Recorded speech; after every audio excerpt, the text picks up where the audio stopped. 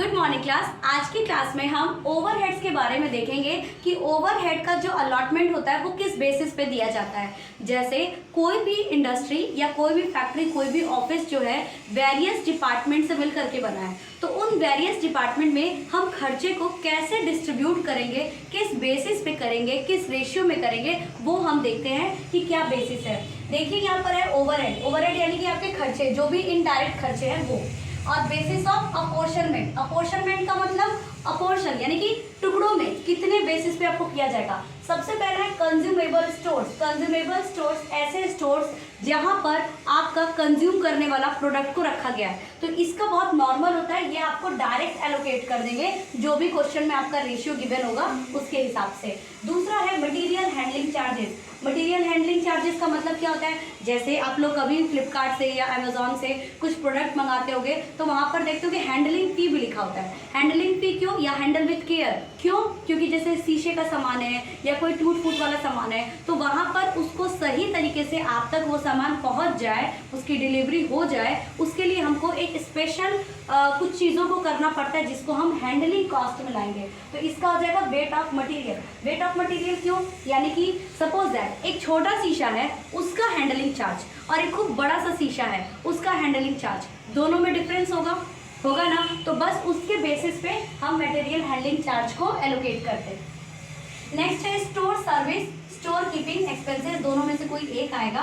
ठीक, कि स्टोर को जो भी खर्चे हैं, जैसे मेरा ये दुकान है मान लीजिए, इस दुकान को चलाने के लिए मुझे क्या क्या करना पड़ेगा। पहले तो मुझको इलेक्ट्रिसिटी चाहिए होगा, फिर उसके बाद आप देखते होगा कि जो भी ग्रोसरी शॉप्स होती है उसमें कैबिनेट बना होता है अलग अलग, ठीक है, तो वो सारे खर्चे जो भी हैं वो सारे आपके स्टोर सर्विसेज या उसको कीप करने के लिए कितना एक्सपेंसेस लग रहा है। प्लस आप डेली बेसिस पे लोगों को बैठा करके रखते होगे, एक वर्कर को बैठा करके रखते होगे, उसका भी। तो यहाँ पर क्या है, वैल्यू ऑफ स्टोर्स इशूड। यहाँ पर कितने, मतलब एक कंपनी का, जैसे आप लोग देखते हो ना जगह जगह पे स्टोर का मतलब यहाँ पे जैसे जगह जगह पे जियो का स्टोर बना हुआ होगा, ठीक, तो उसके बेसिस पे कंपनी देती है कि मऊ में इस लोकेशन पे अगर जियो का स्टोर है उसको कितना पैसा दिया जाएगा। ठीक, अगर वहाँ पे कम पॉपुलेशन होगा, है ना, तो कम बिक्री होगा, तो वहाँ पे कम खर्चे करेंगे।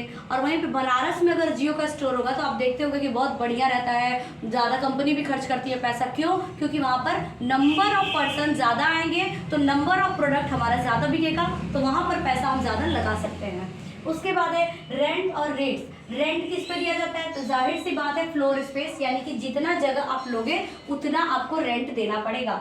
और इलेक्ट्रिक लाइट और इलेक्ट्रिक पावर, ये दोनों आपका टेक्निकल एस्टिमेट है। देखिए दोनों में डिफरेंस क्या है। पावर यानी कि इलेक्ट्रिसिटी का बिल, ठीक, तो वो आपका पर आवर पे दिया जाएगा। क्लियर है। और लाइट का जो है, तो लाइट का है ना वो एक एस्टिमेट बना लिया जाता है कि आपके कंपनी में 2 घंटा 3 घंटा कितने घंटा बिजली चली है, कितने घंटा लाइट चला है, उसके हिसाब से वो दिया जाता है।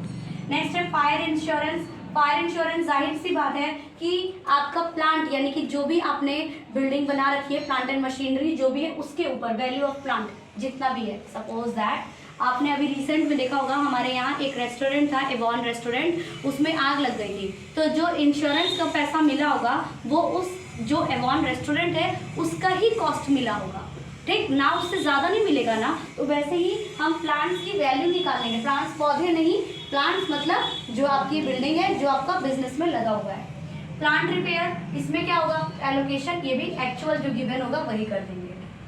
डेप्रिसिएशन, ये मोस्ट इंपॉर्टेंट है, ये आपके एग्जाम में आता है, ये आपके क्वेश्चंस में आता है कि डेप्रिसिएशन किस पे लगाते हैं। तो आप क्वेश्चंस जब सॉल्व करेंगे तो वहां पर डेप्रिसिएशन का खर्चा जो है वो जो कैपिटल वैल्यू है, एसेट्स की जो वैल्यू है उसके हिसाब से किया जाएगा। एंड नेक्स्ट है हमारा क्रच, इसको क्रच एक्सपेंसेस बोलते हैं। क्रच का मतलब होता है कि जैसे, और यहाँ पर देखिए लिखा है नंबर ऑफ फीमेल वर्कर्स, यानी कि आपकी कंपनी में कितने वर्कर्स, फीमेल वर्कर काम कर रही हैं, तो क्रच का मतलब होता है जब फीमेल वर्कर काम करती हैं तो क्या होता है कि उनके छोटे बच्चे जो होते हैं वो घर पे अकेले रहते हैं, तो उनके लिए कंपनी ये फैसिलिटी प्रोवाइड कर रही है कि आपको आपके बच्चे की केयर टेक किया जाएगा। ठीक है, बड़े बड़े शहरों में एमएनसीज में ये फैसिलिटी दिया जाता है। ठीक, तो इसके लिए भी अभी एक रूल बन गया है जिसमें मिनिमम इतने वर्कर्स रहेंगे फीमेल, तो वहाँ पर क्रच की फैसिलिटी दिया जाएगा। उन बच्चों के खाने पीने और देखभाल का पूरा काम कंपनी करती है। और जब कोई फीमेल वर्कर है, आप अपना ऑफिस का काम करिए, जब आप चाहे 1-2 घंटे घंटे के बाद जा करके अपने बच्चे को देख भी सकते हैं। ठीक है, तो ये क्रैच वर्कर यानी कि ये कितना एक्सपेंसेस लग रहा है, नंबर ऑफ फीमेल वर्कर, जैसे टोटल एक कंपनी को क्रैच एक्सपेंसेस में 10,000 रुपये लग रहे हैं, मान लेते हैं सपोज दैट। तो ये 10,000 कितने लोगों पे एलोकेट करेंगे? तो हो सकता है किसी कंपनी में 10 फीमेल वर्कर हो, किसी में 20 फीमेल वर्कर हो, किसी में 30 हो, तो हम इसको डिवाइड कर लेंगे 10, 20 और 30 से, तो पर हेड एक्सपेंसेस आ जाएगा। ठीक है, क्योंकि महिला वर्कर को रखते वक्त हम क्रैच पे भी तो एक्सपेंसेस कर रहे हैं ना, तो यानी that is apart from the salary. महिला को जो सैलरी दोगे फीमेल को उसके अलावा है, इसलिए यहाँ पर ये किया जाता है। इसके बाद और भी कुछ केसेस हैं जिसमें कि उसका भी अपॉर्शनमेंट किया जाता है, वो हम नेक्स्ट वीडियो में करेंगे। Please like, share and subscribe. Thank you.